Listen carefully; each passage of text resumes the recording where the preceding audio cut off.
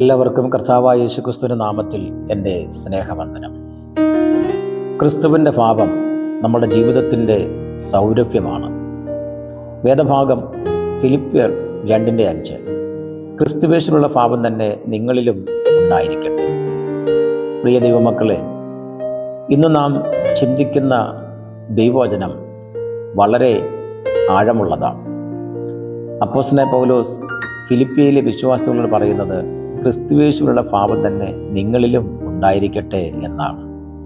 ക്രിസ്തീയ ജീവിതം എന്നത് വെറും ആരാധനകളിലും പ്രാർത്ഥനകളിലും മാത്രം ഒതുങ്ങുന്നതല്ല. ക്രിസ്തുവിൻ്റെ മനസ്സും സ്വഭാവവും നമ്മുടെ ജീവിതത്തിൽ പ്രതിഫലിക്കുമ്പോഴാണ് യഥാർത്ഥ ക്രിസ്തീയത പ്രകടമാകുന്നത്. യേശുക്രിസ്തു ദൈവമായിരുന്നു.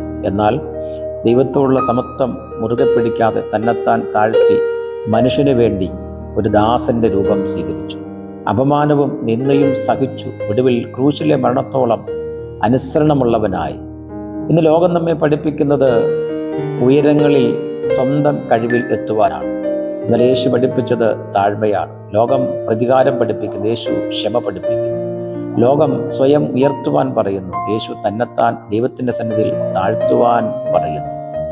പ്രിയരെ, നമ്മുടെ കുടുംബങ്ങളിൽ, സഭകളിൽ, സമൂഹത്തിലുണ്ടാകുന്ന പല പ്രശ്നങ്ങളുടെയും മൂലകാരണം എൻ്റെ ഇഷ്ടം, എൻ്റെ അഭിപ്രായം, എൻ്റെ അവകാശം എന്ന ചിന്തയാണ്. എന്നാൽ ക്രിസ്തുവിൻ്റെ ഭാവമുള്ളയിടത്ത് സ്നേഹവും ഐക്യവും സമാധാനവും ഉണ്ടാകും.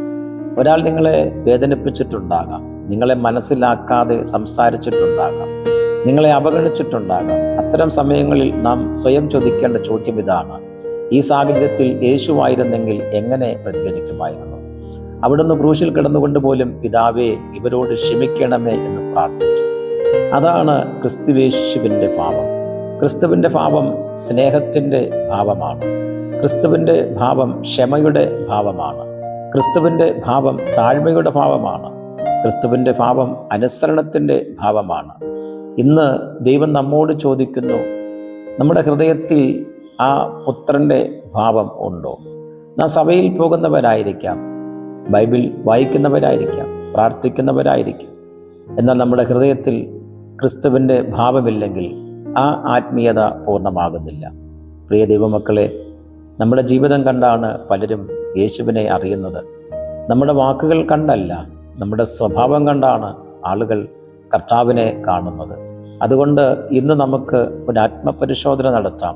എൻ്റെ ഉള്ളിൽ അഹങ്കാരമുണ്ടോ? എൻ്റെ ഉള്ളിൽ ക്ഷമയില്ലായ്മയുണ്ടോ? എൻ്റെ ഉള്ളിൽ സ്വാർത്ഥതയുണ്ടോ? ഉണ്ടെങ്കിൽ ഇന്ന് കർത്താവിൻ്റെ സന്നിധിയിൽ അതെല്ലാം ഏറ്റുപറഞ്ഞ് ഉപേക്ഷിക്കാൻ തയ്യാറാകാം. ക്രിസ്തുവിൻ്റെ ഭാവം നമ്മിൽ രൂപപ്പെടുമ്പോൾ നമ്മുടെ കുടുംബം മാറും, നമ്മുടെ സഭ മാറും, നമ്മുടെ സമൂഹം മാറും, നമ്മുടെ ജീവിതം ഒരു അനുഗ്രഹത്തിൻ്റെ സാക്ഷ്യമായി മാറും. നമുക്ക് ഹൃദയത്തോട് ആത്മാർത്ഥമായി ദൈവസന്നിധിയിൽ സമർപ്പിച്ചുകൊണ്ട് കർത്താവിനോട് പ്രാർത്ഥിക്കാം. അങ്ങയുടെ ഭാവം എൻ്റെ ഹൃദയത്തിൽ നിറയ്ക്കണമേ. അഹങ്കാരത്തിന് പകരം താഴ്മയും, വിദ്വേഷത്തിന് പകരം സ്നേഹവും, പ്രതികാരത്തിന് പകരം ക്ഷമയും എനിക്ക് നൽകണമേ. എൻ്റെ ജീവിതത്തിൽ അങ്ങയുടെ സ്വഭാവം പ്രതിഫലിപ്പിക്കുവാൻ എന്നെ സഹായിക്കണമേ.